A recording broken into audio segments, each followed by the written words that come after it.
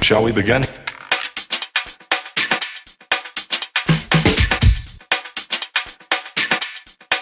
Let's begin now.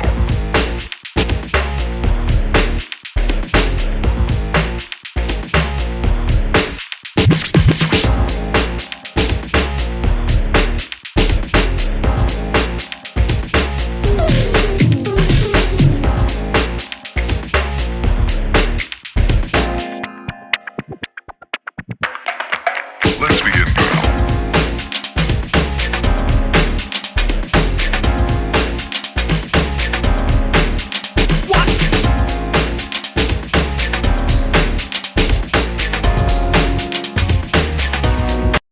Bonjour, Patrick, Végétosphère. Aujourd'hui, les pivoines.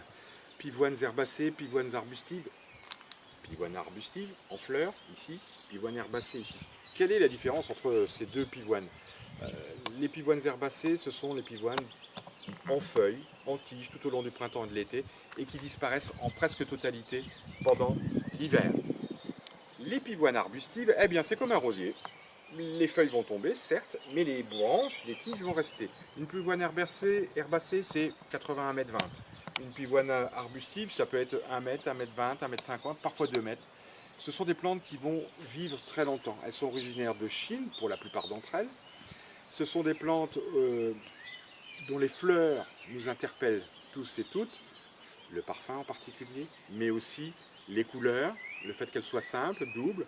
Les couleurs, on va trouver du blanc crème, du jaune, de l'orangé, du rouge, et évidemment, c'est tous ces tons rose violacé, comme on en a une ici. Les pivoines, culture, plantation, soins. Alors, la culture est très simple.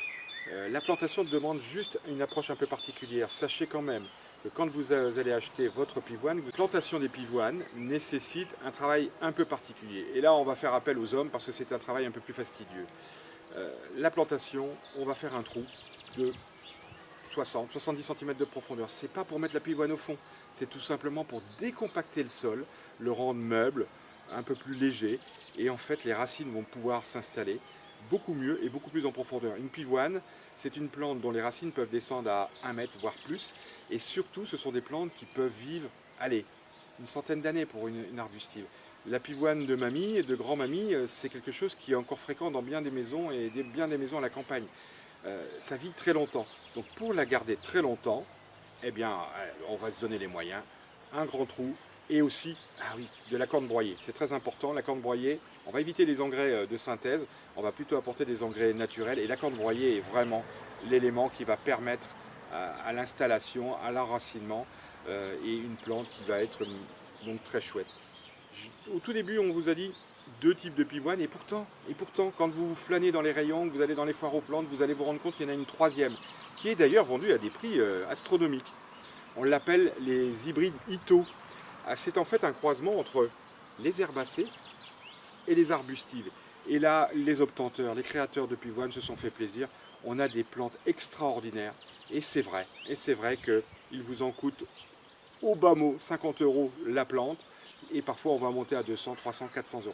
Donc les pivoines Ito, c'est vraiment là la cerise sur le gâteau. C'est quelque chose d'assez exceptionnel. Voilà, 3 types de pivoines. Les herbacées, les arbustives et les hybrides Ito en particulier. N'oubliez pas de rejoindre la page Facebook Végétosphère. Une newsletter propre aux pivoines vous y attend. Elle vous expliquera tous les détails de la culture, la plantation, les soins, les problèmes s'il y en a très peu, je vous rassure. Donc Facebook Végétosphère, une newsletter sur nos chers amis les pivoines. Shall we begin?